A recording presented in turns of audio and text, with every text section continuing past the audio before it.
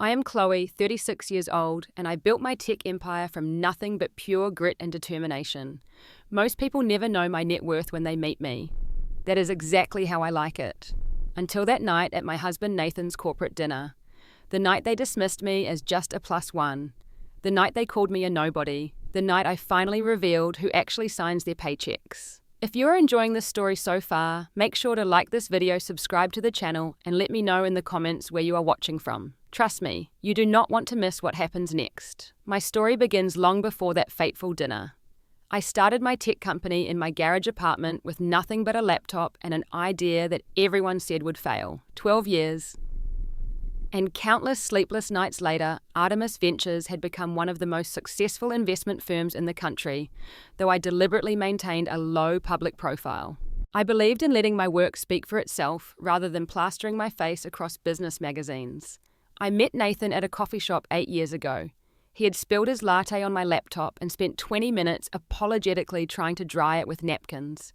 We were both laughing by the end, and he asked me to dinner to make up for it. At the time, he was working as a mid-level manager at a small firm, and I was just beginning to see success with Artemis. From the start, we decided to keep our professional lives separate. I never took his last name professionally, and we rarely discussed work details at home. It was our way of ensuring that our relationship stayed about us, not our careers. 3 months ago, Nathan had been offered a position at Paychecks, a company that had been struggling before a mysterious investment group had pumped in new capital and strategic direction. What Nathan did not know was that Artemis, my company, was that mysterious investment group. We now owned 51% of Paychecks. I had never told him because I wanted him to succeed or fail on his own merits, not because his wife pulled strings behind the scenes. Nathan had quickly impressed his new bosses at Paychecks with his innovative operations strategies, many of which he had picked up from our dinner conversations, where I had casually mentioned industry best practices. Within months, he had been promoted to VP of Operations, a position that came with an invitation to the annual executive dinner. "You have to come with me, Chloe," Nathan had said, his eyes bright with excitement. "This is huge. The CEO will be there, the whole board. It is my chance to really cement my position." I had been reluctant at first. These corporate events were often tedious, full of ego and politics. But seeing how important it was to Nathan, I agreed. "Just remember, I am just your wife for the night. No shop talk from me," I said, kissing him on the cheek. The evening of the dinner, I deliberately chose an elegant but understated black dress. I wore minimal jewelry, just my wedding ring and small diamond earrings Nathan had given me for our 5th anniversary. I pulled my dark hair into a simple updo and applied light makeup. I wanted to look appropriate but not draw attention. This was Nathan's night after all. As we pulled up to the Grand Meridian Hotel in our sensible sedan, I watched sleek sports cars and luxury vehicles roll up to the valet. Nathan adjusted his tie nervously. "You look perfect," I reassured him, squeezing his hand. "They are lucky to have you." "And I am lucky to have you," he replied, kissing me quickly before we stepped out. The hotel lobby gleamed with marble and crystal chandeliers.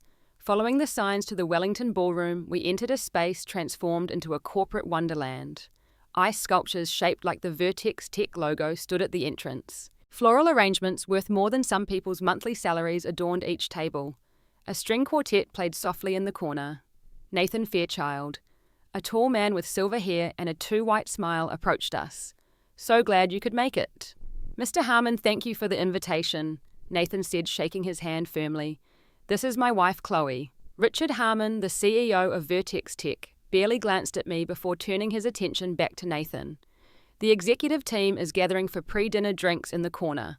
Why do not you join us? Mrs. Fairchild can find her seat at table 7. Before I could respond, Richard had steered Nathan away, leaving me standing alone. I looked around at the room full of strangers and spotted table 7, far from the central tables where I assumed the executives would be seated. Little did I know that this separation was just the beginning of what would become a very illuminating evening. I made my way to table 7, which was positioned near the back of the ballroom, a clear indication of its lower status in the corporate hierarchy. As I approached, I saw the table was already occupied by 3 other women and a man, all of whom were engaged in conversation. They paused briefly as I sat down, offered perfunctory smiles, then returned to their discussion. So then Sandra told the contractor, that if the renovations were not completed by the end of the month, she would take her business elsewhere, said a woman with elaborately styled blonde hair. You should have seen his face. The others laughed appreciatively, and I smiled politely, trying to find an opening to introduce myself. I do not believe we have met, I finally said during a lull. I am Chloe Nathan Fairchild's wife. Oh, the new VP of Operation, said the blonde woman with a suddenly more interested expression. I am Patricia Benson Harold's wife. He is the Chief Marketing Officer. The others quickly introduced themselves. Diane, married to a board member, Marcus, husband of the HR director, and Jennifer, wife of another VP. It became immediately clear that our table was the spouse table, segregated from the actual power players. First time at one of these events, Jennifer asked, her voice carrying a hint of condescension. Yes, I admitted. Nathan just joined Vertex Tech a few months ago. Well, these dinners are always the same, Patricia said with a wave of her hand. The executives talk business while we make small talk. Just smile and look interested when any of the board members speak to you. From our position, I had a clear view of where Nathan stood with the executive team. Richard Harmon held court in the center, gesturing grandly as he spoke. Beside him stood a sleek woman with sharp features and an even sharper gaze, whom I recognized from my research as Amanda Winters, the COO. Several older men in expensive suits nodded along with whatever Richard was saying, and I guessed they were board members. I watched as they laughed at something, their eyes occasionally flickering to our table with barely disguised dismissal. Nathan seemed slightly uncomfortable, but was making an effort to fit in, nodding enthusiastically and laughing at appropriate intervals. The conversation at my table drifted to vacations and private schools, and I made appropriate comments when necessary. But my attention was drawn to the snippets of conversation I could hear from nearby tables where mid-level executives were discussing company matters. The new strategic direction has really turned things around, said a man at the next table. The board finally made some smart investments. I heard the mysterious investor group that bought the majority stake is run by some tech genius, replied his companion. Harmon acts like it was all his idea, though. I bit back a smile. The tech genius they referred to was sitting just feet away, relegated to the spouse table. As dinner was about to be served, the executives finally moved to their designated tables. I noticed that Nathan was seated at table 1 with Richard, Amanda, and what appeared to be the most senior members of the company. He gave me an apologetic glance and a small wave from across the room. A tall man with a salt and pepper beard took the seat next to Richard. From his commanding presence and the deferential way others treated him, I guessed he was an important board member. Patricia leaned over to me. That is Jackson Pierce, she whispered. He is the lead board director and Richard's right-hand man, absolutely ruthless in business. As the first course was served, a delicate seafood appetizer, I tried to enjoy the excellent food while observing the dynamics of the room. It was clear that this dinner was less about celebration and more about reinforcing the corporate hierarchy. A waiter came by and filled our wine glasses. Patricia immediately began commenting on the vintage, trying to impress the table with her wine knowledge. I took a small sip and nodded appreciatively, though my thoughts were elsewhere. At that moment, Amanda Winters passed by our table on her way to the restroom. Patricia immediately straightened and called out to her. Amanda, lovely event as always. Amanda paused, her smile not quite reaching her eyes. Thank you, Patricia. So glad you could all make it. Her gaze swept across our table, pausing briefly on me. I do not believe we have met. Chloe Fairchild, I said, extending my hand. Nathan's wife. Our new VP of Operation, she said, shaking my hand with a grip that was just a little too firm. How are you finding the evening so far? It is a beautiful event, I replied diplomatically. Yes, well, we spare no expense for our executives, she said. They are the backbone of our company's success. The implication was clear. Executives mattered, spouses did not. I actually had a question about the company's new cloud security protocol, I said, unable to resist testing her. I heard Vertex Tech recently implemented some innovative measures. Amanda's eyebrows rose in surprise, then lowered into a slightly condescending expression. That is rather technical for dinner conversation is, not it, I am sure your husband can explain it to you later if you are curious. Without waiting for my response, she turned to Patricia. Harold tells me you are redecorating your vacation home. How exciting for you. And just like that, I was dismissed. my interest in business matters deemed inappropriate or beyond my comprehension. As Amanda walked away after a brief chat with Patricia about interior designers, I felt the first real stirrings of irritation. The first disappointment of the evening had arrived.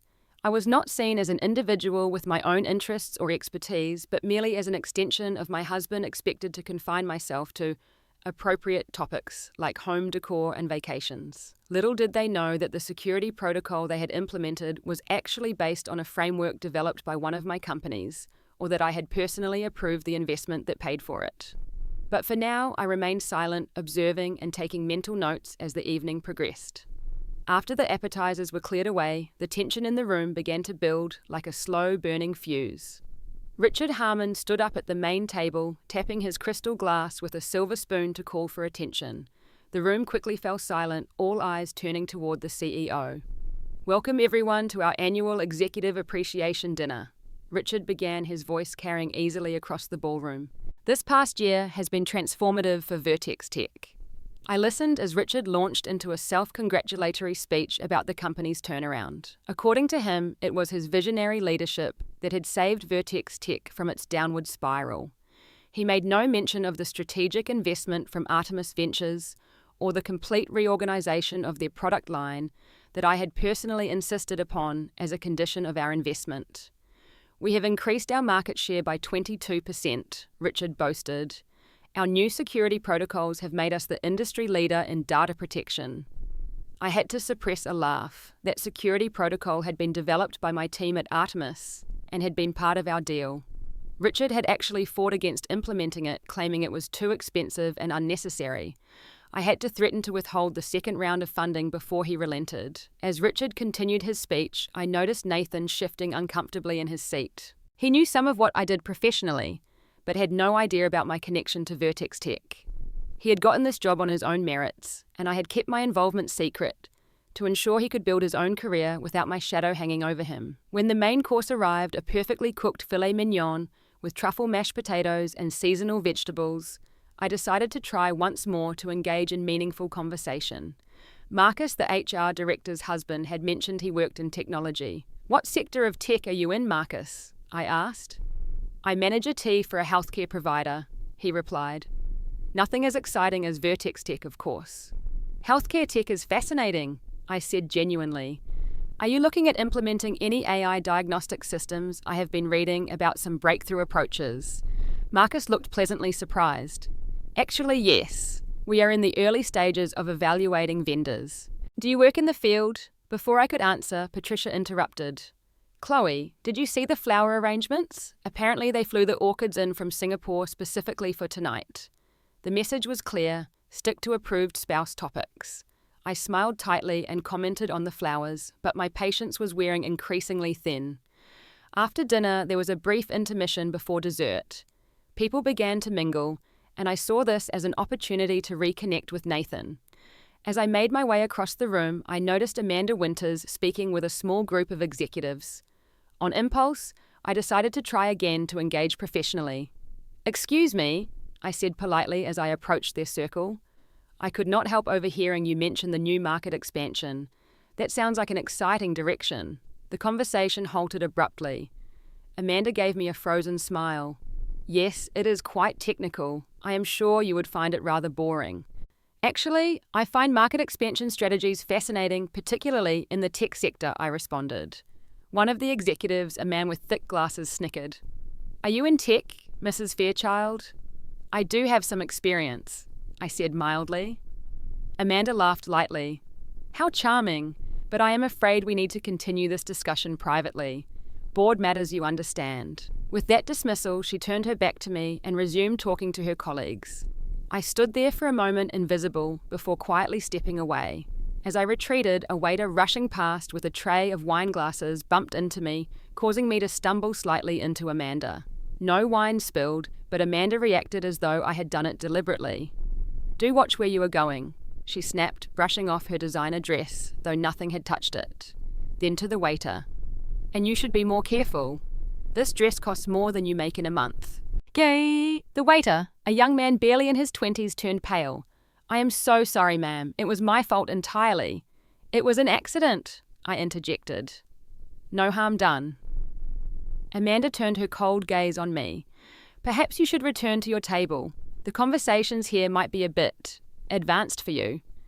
I was about to respond when I felt a hand at my elbow. It was Jackson Pierce, the board director. Excuse me, he said, not to me, but to Amanda. Is everything all right here? Just a small mishap, Amanda replied. Mrs. Fairchild was just leaving. Jackson barely glanced at me before turning back to Amanda. Then, as if struck by an afterthought, he turned to me again.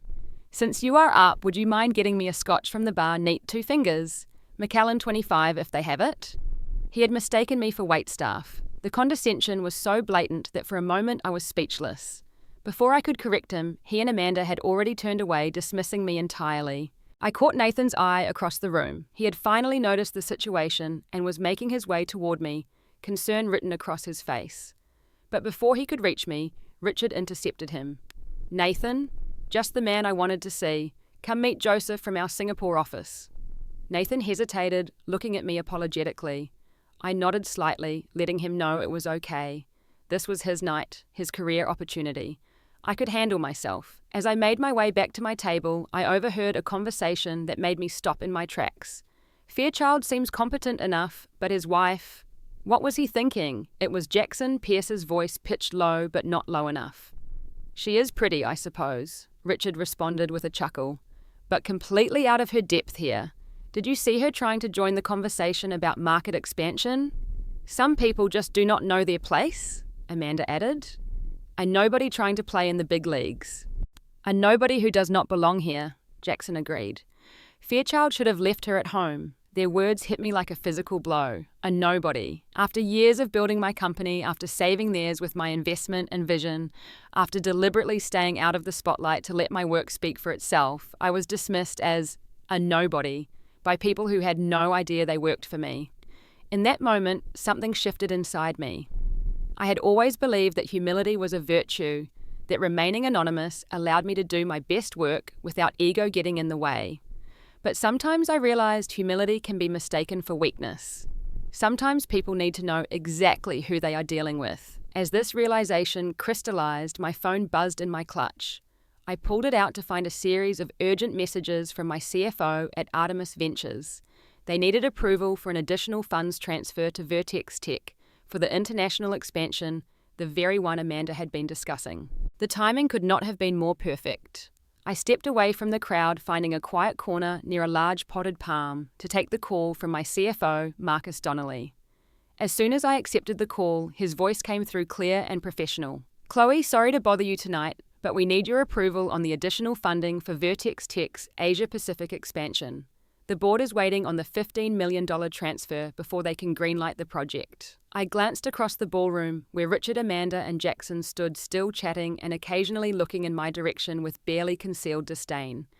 What is the hold-up, Marcus? I asked, my voice carrying just enough to be overheard by a nearby group of executives. I thought we already approved the APAC expansion last month. We did approve the concept, but they have increased the budget request by another $15 million. Since it exceeds your predetermined threshold, I need your explicit approval as majority stakeholder. I noticed a few heads turning my way, expressions curious. The original proposal was sound, I said. What justifies the additional investment? They want to accelerate the Singapore office opening and add a presence in Vietnam ahead of schedule. The documentation is solid, but given the size of the request. I understand. Send me the revised projections. If the ROI holds at the rates we discussed, approve it. If not, tell Vertex Tech leadership we will need to review the expansion timeline. There was a pause on the line. Will do. Should I let Richard Harmon know you will be looking at this tonight? He has been calling hourly for a decision. No need, I said, a small smile playing at my lips. I think I will tell him personally. I am actually at a Vertex Tech event right now. Oh, Marcus sounded surprised. I thought you were keeping your ownership position quiet. Plans change. Sometimes clarity is necessary. Approve the transfer if the numbers work. I trust your judgment. Will do, Chloe. And if I may say, it is about time they knew who they are working for. I ended the call and turned to find several executives staring at me with newfound interest. One woman, whom I recognized as a VP of Product Development, approached hesitantly. Excuse me, she said. But were you just discussing the APAC expansion? Are you with the investment group? Before I could answer, Richard Harmon's voice boomed through the sound system. He was back at the microphone, glass in hand. Ladies and gentlemen, as we move to dessert, I would like to propose a toast to Vertex Tech, to our brilliant team, and to the future that we are building together. With our upcoming expansion into Asia Pacific, we are poised to become a truly global powerhouse in technology solutions. A round of applause followed. I saw Nathan looking proudly at his new boss, unaware of the contribution I had made to make this moment possible. Richard continued, though I cannot reveal all the details tonight, I am pleased to announce that we have secured additional funding for an accelerated expansion plan. This is a testament to my leadership team's ability to inspire confidence in our investors. That was it. The moment had arrived. With quiet determination, I made my way toward the front of the room. The VP, who had spoken to me moments before, watched with wide eyes as I walked past. I approached the side of the small stage where Richard stood basking in applause. A staff member moved to block my path, but I smiled confidently. I need to speak with Mr. Harmon. It is about the funding announcement he just made. Something in my tone made the young man step aside. I ascended the 3 steps to the stage and approached Richard, who looked at me with confusion and annoyance. Excuse me, Mrs. Fairchild, but this is not the time for… Mr. Harmon, I interrupted politely but firmly, extending my hand. I believe a proper introduction is overdue. I am Chloe Wright, founder and CEO of Artemis Ventures. The colour drained from Richard's face as recognition dawned. Artemis Ventures was not exactly a secret in the business world, though I had managed to keep my personal profile relatively low. You are… that Chloe Wright? He stammered. The very same, I confirmed. Would you mind if I addressed your guests briefly? I think there has been some confusion about Vertex Tech's ownership structure. Richard looked like he might refuse, but the realization of who I was and what that meant seemed to hit him all at once. Without a word, he stepped aside and gestured to the microphone. I approached the podium, surveying the room full of curious faces. Nathan looked completely bewildered. Amanda Winters had frozen mid-sip of her champagne. Jackson Pierce was frantically whispering to another board member. Good evening, everyone, I began, my voice calm and measured. For those of you who do not know me, my name is Chloe Wright. While I have been enjoying the evening as Nathan Fairchild's wife, I am also the founder and CEO of Artemis Ventures. A murmur rippled through the crowd. 18 months ago, Artemis acquired a 51% stake in Vertex Tech. We believed in the potential of this company despite its struggling position at the time. I paused, meeting the eyes of those who had dismissed me earlier. I personally oversaw the restructuring plan, including the security protocols that Mr. Harmon mentioned earlier, and the APAC expansion that was just announced. I reached into my clutch and removed a small leather portfolio that I always carried. From it, I extracted a document and held it up. This is the approval for the additional $15 million investment that was just mentioned. You will notice the signature at the bottom. My signature, which has been on every major decision this company has made for the past year and a half. The room had fallen completely silent. You could have heard a pin drop. I believe in letting people's work speak for itself, I continued. I do not need my name on the building or my face on the marketing materials to know my worth. But I do expect professional courtesy and respect for everyone, regardless of their perceived status or importance. My eyes found Jackson Pierce, who looked like he wanted to disappear through the floor. Because the truth is, you never know who signs your paychecks. You never know whose approval determines your company's future. You never know who might be a nobody and who might be the person you answer to. I replaced the document in my portfolio and smiled. Thank you for your attention. Please enjoy the rest of your evening. With that, I stepped away from the microphone. The silence held for another beat before erupting into a chaos of whispers and exclamations. Richard stood frozen beside the podium, his face a mask of shock and dawning horror. Amanda had set down her champagne and was frantically smoothing her dress, as if preparing to approach me. But I had eyes only for Nathan, who was staring at me with an expression I could not quite read. I made my way down from the stage and walked toward him, aware of every eye in the room following my movement. The room that had once dismissed me as a nobody now watched my every step with rapt attention. And in that moment, I felt neither triumph nor vindication, but simply the quiet satisfaction of standing in my truth. In the immediate aftermath of my revelation, the ballroom transformed.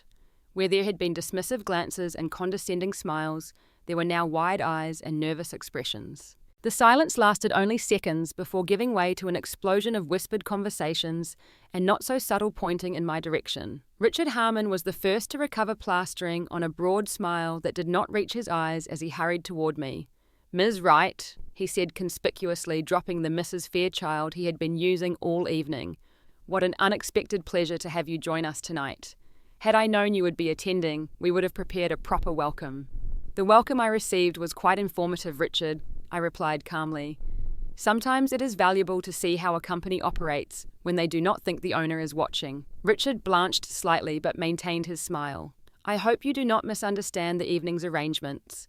We have the utmost respect for you and your investment in Paychecks Tech." "Of course," I said, not bothering to hide my skepticism. "I particularly appreciated your detailed explanation of how your leadership turned the company around. Very creative storytelling." Before Richard could formulate a response, Amanda Winters appeared at his side, her earlier condescension replaced by an almost comical deference. "Ms. Wright, I had no idea," she gushed, extending her hand. "It is such an honor to finally meet you in person. I have been an admirer of your work at Artemis for years." "How interesting," I replied, shaking her hand briefly. "Earlier this evening, you seemed to find my interest in market expansion strategies rather tiresome. I am pleased to see your perspective has evolved so quickly." Amanda's smile faltered. "There must have been a misunderstanding. I would never—" "Amanda," I interrupted gently, "let us not pretend. We both know exactly what happened tonight. What matters now is what happens tomorrow." As Amanda struggled for a response, I noticed Jackson Pierce making his way toward the exit, apparently hoping to escape without having to face me. I decided to let him go. There would be time to address his behavior later in a more official capacity. Throughout this exchange, Nathan had been standing silently beside me, his expression a mixture of shock, confusion, and something that looked almost like pride. As the executives around us scrambled to adjust to the new reality, I turned to him. "Can we talk somewhere private?" He nodded and we made our way to a small anteroom off the main ballroom. As we walked, executives who had ignored me earlier now stepped aside respectfully. A few even attempted to introduce themselves, but I politely deferred, promising to speak with them another time. Once we were alone, Nathan closed the door behind us and leaned against it, running a hand through his hair. "So," he said finally, "my wife owns the company I work for." 51% of it," I clarified with a small smile. "And technically, Artemis Ventures owns it. I just happen to own Artemis." "Why did not you tell me?" His voice was not accusatory, just confused. I took a deep breath. "When you told me about the job offer from Paychecks Tech, I was so proud of you. You got it entirely on your own merits through your own hard work and talent. I did not want to complicate that, but surely you realized I would find out eventually. I planned to tell you once you were established, once you had proven yourself to everyone. I wanted you to know without a doubt that your success was your own." I reached for his hand. "I know how important that is to you to stand on your own achievements." Nathan was quiet for a moment, processing. All these months when I would talk about work challenges, about Richard's leadership style, about the company's direction, you knew everything already. "Yes," I admitted, "but I valued hearing your perspective. Your insights about operations have actually influenced some of my decisions as an investor." A small laugh escaped him. "So when I proudly told you about the new security protocol that I had insisted upon as a condition of our investment," I smiled. "Yes, but your implementation strategy was brilliant. That was all you." Nathan shook his head in wonder. "I cannot believe the woman the executives were dismissing all night is actually their boss." "Not their boss exactly, more like their boss's boss." I paused. "Are you angry?" He thought for a moment, then squeezed my hand. "No, not angry. Surprised, definitely. Maybe a little hurt you did not trust me with this. But mostly—" A slow smile spread across his face. "Mostly, I am amazed by you, Chloe Wright Fairchild. Just when I think I know everything about you, you reveal another layer." "So we are okay." Nathan pulled me into a hug. "We are more than okay. But no more secrets, professional or otherwise. Partnership means transparency even when it is complicated." "Deal," I agreed, relaxing into his embrace. Though I have to say the look on Jackson's face when I held up that approval document was priceless. Nathan laughed. "I thought Richard might actually faint. And Amanda? I have never seen her speechless before." Our moment of privacy was interrupted by a soft knock on the door. Nathan opened it to find Patricia Benson standing there looking uncertain. "I am sorry to intrude," she said, her entire demeanor transformed from the condescending woman at the table. "But dessert is being served and people are asking for Ms. Wright." I exchanged a look with Nathan, who offered his arm with exaggerated formality. "Shall we, Ms. Wright?" "Lead the way, Mr. Fairchild," I replied with a smile. As we returned to the ballroom, my phone buzzed with notifications. News travelled fast in business circles, and my revelation at the Vertex Tech dinner was already making waves. Emails and texts poured in from business associates, competitors, and reporters seeking confirmation. Among them was a particularly satisfying message from my CFO. "Board approval for APAC expansion came through minutes after your call. Fastest decision they have ever made. Wonder what lit a fire under them." The remainder of the evening was surreal. Executives who had barely glanced at me earlier now hung on my every word. Business cards were discreetly slipped my way. Invitations to exclusive industry events suddenly materialized. Through it all, I maintained my composure, neither gloating nor bearing grudges. I spoke genuinely with those who approached me, particularly the mid-level managers and newer executives of Semains, who seemed relieved that the company's mysterious owner was finally in the open.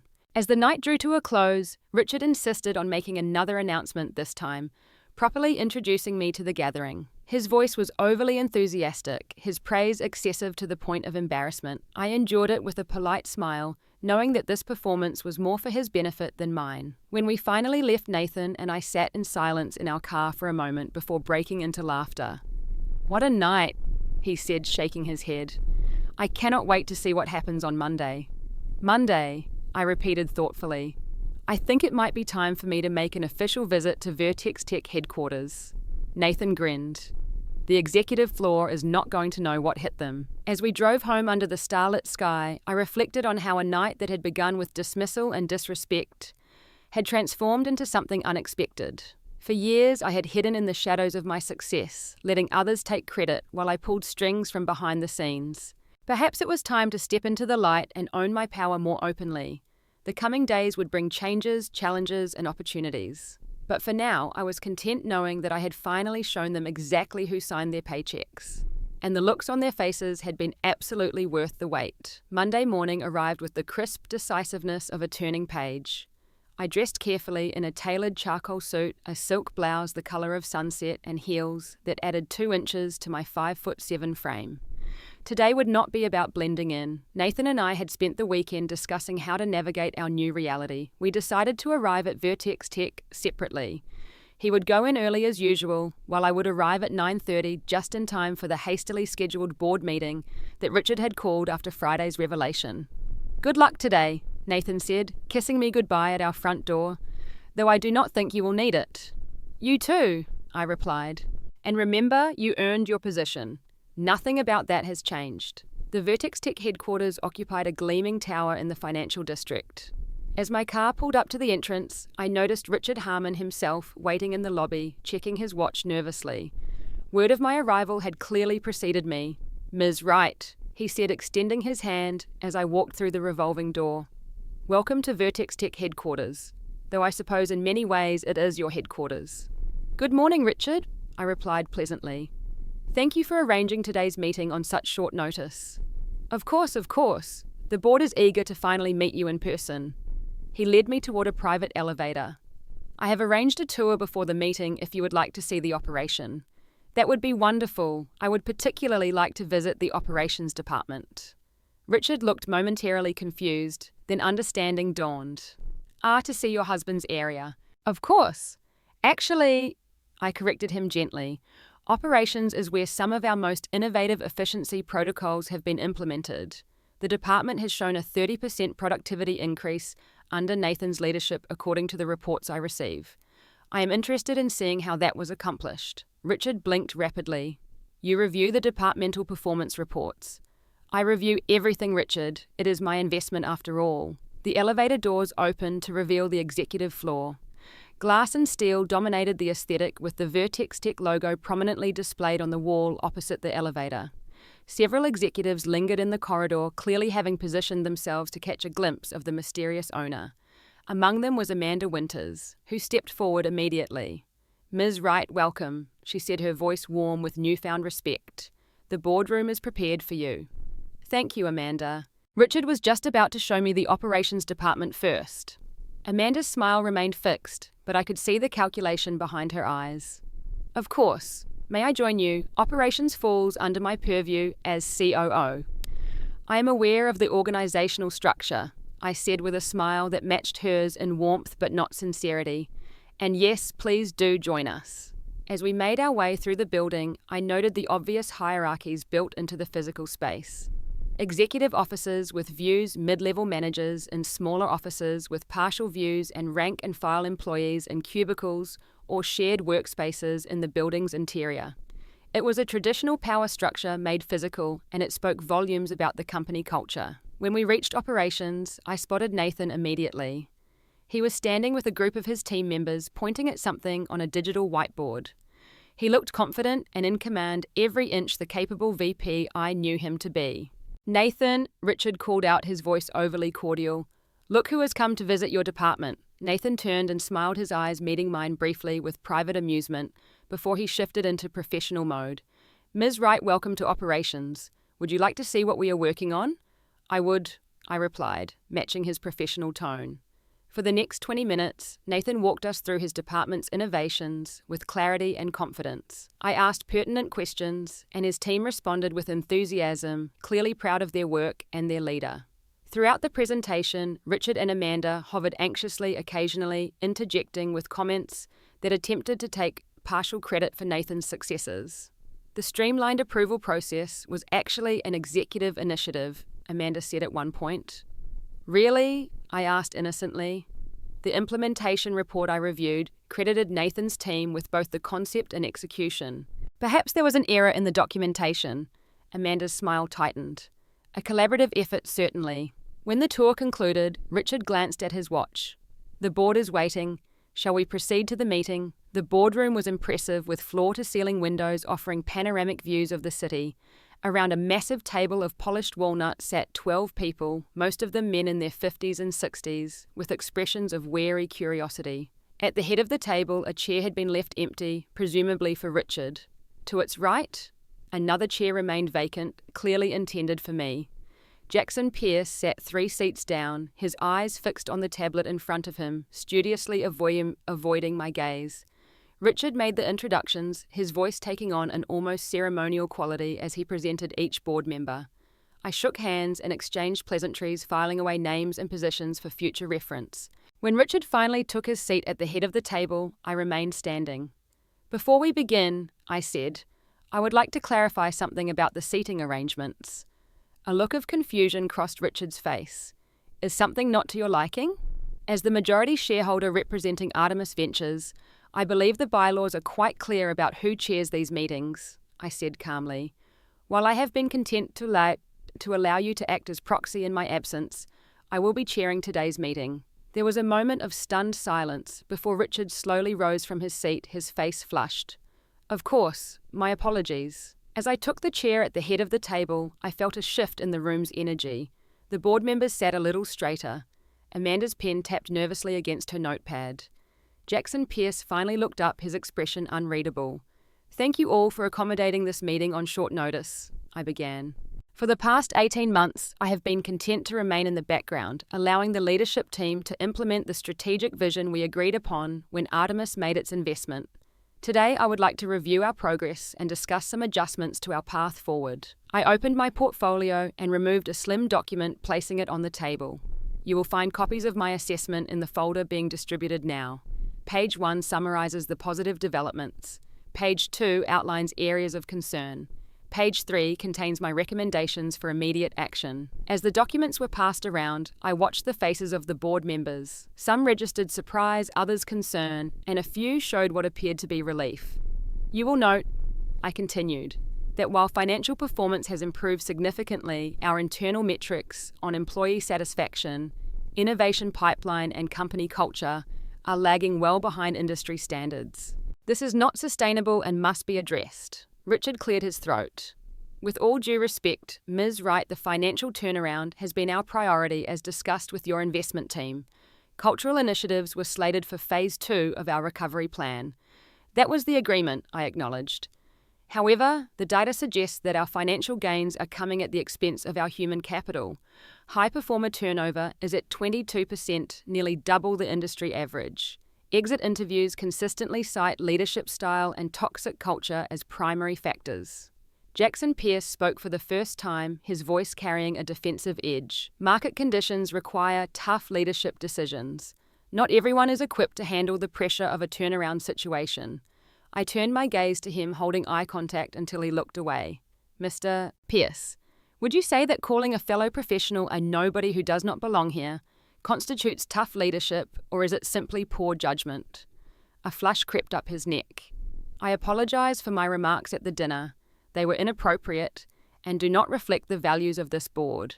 Yet they were made in the presence of multiple board members, none of whom objected, I pointed out.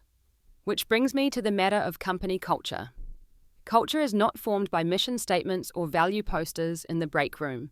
It is shaped by behaviours that are rewarded, tolerated, or punished. The behaviour I witnessed at Friday's event suggests a culture that rewards arrogance, tolerates disrespect, and punishes perceived outsiders. The room fell silent as the implications of my words sank in. Moving forward, I continued, I will be taking a more active role in the governance of Vertex Tech. The recommendations in your packets include a full leadership assessment, a restructuring of the executive compensation plan to tie bonuses to employee retention and satisfaction metrics, and the formation of a culture committee with representatives from all levels of the organisation. Richard's knuckles whitened as he gripped his pen. These are significant changes to our operating model. They are necessary adjustments to ensure sustainable growth, I corrected.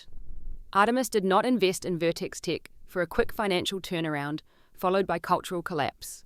We invested because we believe in the potential of this company to be both profitable and principled. The discussion that followed was intense but productive. Some board members, particularly the younger and more recently appointed ones, expressed strong support for the proposed changes. Others, including Richard and Jackson, raised concerns about timing and implementation. Throughout the meeting, I maintained a firm but fair approach, acknowledging valid points while standing firm on the non-negotiable elements of my plan. By the end of the 3-hour session, a clear path forward had been established, with timelines, responsibilities, and accountability measures in place. As the meeting concluded and board members filed out, Amanda Winters lingered behind. Ms. Wright, she said, her voice lacking its usual confidence. Might I have a word in private? I nodded, curious about what she wanted to say. When the room had emptied, Amanda took a seat across from me. I want to apologize for my behavior at the dinner. There is no excuse for how I treated you. No, there is not, I agreed. She looked surprised by my directness, but continued. I have worked extremely hard to reach this position. As one of the few women in senior leadership here, I have faced constant scrutiny and undermining. I thought I had to be twice as tough, twice as dismissive of those I perceived as weak or unimportant. And in doing so, you became exactly what you fought against, I observed. Amanda nodded, a flash of genuine regret crossing her face. Yes, I see that now. I became so focused on protecting my position that I lost sight of the leader I wanted to be. I studied her for a moment. Thank you for your honesty. The path forward depends on what you do next, not what you did before. What do you recommend? She asked. Start by examining the culture you have created in your division. Listen to your team, especially those who rarely speak up, and perhaps reconsider how you evaluate worth in the people you meet. Amanda nodded thoughtfully. I would like to be part of the solution. Good, I said, rising from my chair, because capable leadership that can acknowledge mistakes and grow is exactly what Vertex Tech needs right now. As I walked out of the boardroom, I saw Nathan waiting by the elevator. His meetings had concluded and he was ready to head home. How did it go, he asked as we stepped into the elevator together, maintaining professional distance until the doors closed. Productive, I replied. How was your day? Interesting. Suddenly everyone wants to know my opinion on everything. He smiled. And no one calls me Fairchild anymore. It is all Mr. Fairchild or Sir now. Does that bother you? He considered the question. Not if they respect me for my work and not just because of who I married. That is the true test in the coming weeks. As the elevator descended, I reflected on the day's events. The initial shock had worn off and now the real work would begin. Transforming Vertex Tech would not happen overnight, but today had been a significant first step. Later that evening, I received an email notification. It was a resignation letter from Jackson Pierce, effective immediately. He cited personal reasons for his departure, but we both knew the truth. His position had become untenable after his behaviour had been exposed. I forwarded the letter to Richard with a simple note. Please acknowledge receipt and accept his resignation. We will discuss board composition at our next meeting. Nathan looked up from his book as I closed my laptop. Everything okay? Jackson resigned, I said. Are you surprised? No, I replied. But it is a start. Real change happens one decision, one departure, one honest conversation at a time. As we sat together in the quiet of our home, far from the politics and posturing of the corporate world, I felt a sense of contentment. The masks had fallen, the truth was in the open, and though challenges remained, at least now we were facing them authentically. My phone buzzed with a message from Amanda. I would like to discuss some ideas for the Culture Committee when you have time. Perhaps there was hope for Vertex Tech after all. 6 months passed quickly, bringing with them a sea of changes both at Vertex Tech and in our personal lives. The company headquarters still occupied the same gleaming tower, but inside the transformation was undeniable. The most visible change was the physical space itself. The executive floor had been reimagined with walls literally coming down to create more open collaborative environments. Richard had initially resisted giving up his corner office with its commanding views, but eventually conceded when the rest of the leadership team embraced the new approach. Less visible, but more significant, were the changes in company culture. The Culture Committee, now led by Amanda Winters, in a surprising but effective redemption arc, had implemented a comprehensive overhaul of communication practices, feedback systems, and recognition programs. Employee satisfaction scores had risen 26% in just 6 months, and turnover had decreased dramatically. Nathan had thrived in the new environment. Free from the shadow of favoritism that might have haunted him after my revelation, he had doubled down on his commitment to excellence in operations. His team now regularly set benchmarks that other departments strive to match, and his leadership approach had become a model for the rest of the organization. Richard Harmon had perhaps undergone the most significant transformation, though not entirely by choice. Our weekly one-on-one meetings had been tense. At first, his resentment barely concealed beneath a veneer of cooperation. But as the company's performance continued to improve under the new cultural direction, his resistance had gradually given way to grudging acceptance and eventually to genuine enthusiasm. The quarterly numbers are in, he announced at the most recent executive meeting, unable to keep the satisfaction from his voice. Revenue up 17%, costs down 9%, and most importantly, our employee engagement scores are at an all-time high. The boardroom, now redesigned with a round table to eliminate the power dynamics of the previous layout, erupted in applause. This is what sustainable growth looks like, I said, nodding my appreciation to the team. Financial performance supported by cultural strength. After Richard had stepped down to take a well-deserved retirement 3 months earlier, I had assumed the role of chairperson while promoting a promising internal candidate to CEO. The transition had been smooth, the markets responding positively to both the leadership change and the company's clear direction. Jackson Pierce had faded into obscurity after his resignation, though I occasionally heard his name mentioned in business circles, usually accompanied by cautionary tales about the importance of respectful leadership.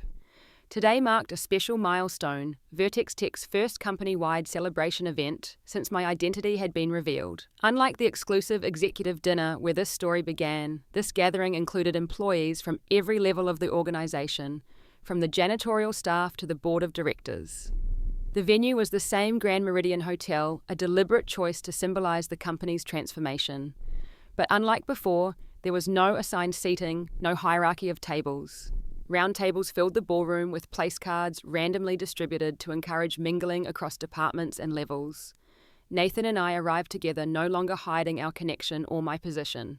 Employees greeted us with genuine warmth rather than the fearful deference that had initially followed my revelation. Ms. Wright, Mr. Fairchild. A young woman from the engineering team approached us enthusiastically. I wanted to thank you for the mentorship program. It has completely changed my experience at Vertex Tech. Julia has been accepted to the accelerated leadership track, Nathan explained to me with pride. Her innovation in cloud security protocols saved us millions in potential vulnerability costs. That is fantastic, I said sincerely. We need more thinkers like you at every level of the organization. As we made our way through the ballroom, I spotted Amanda deep in conversation with a group of newer employees. She caught my eye and excused herself to join us. The event is a huge success, she said, gesturing to the animated conversations happening throughout the space. Over 90% attendance across all departments. That is the power of genuine inclusion, I replied. People show up when they feel valued. Amanda nodded, her expression thoughtful. I have been reflecting a lot on our first meeting. How differently I treated you based on my assumptions. It taught me the most important lesson of my career, which is that true leadership is not about asserting power over others. It is about recognizing the value and potential in everyone, regardless of title or position. She smiled ruefully. I wish I had learnt that lesson earlier. Some lessons can only be learned through experience, I said. What matters is that you did learn, and you have helped transform this company as a result. The dinner that followed was a celebration not just of business success, but of human connection. Speeches were given, awards were presented, and stories were shared. But unlike the executive dinner 6 months ago, these speeches focused on collaboration rather than competition, on shared achievement rather than individual glory. When it came time for me to address the gathering, I took the microphone with a sense of quiet purpose. When I first invested in Paychecks Tech, I saw a company with tremendous potential being held back by its own limiting beliefs, not just about what it could achieve in the marketplace, but about who could contribute to that achievement. The room grew quiet, everyone listening intently.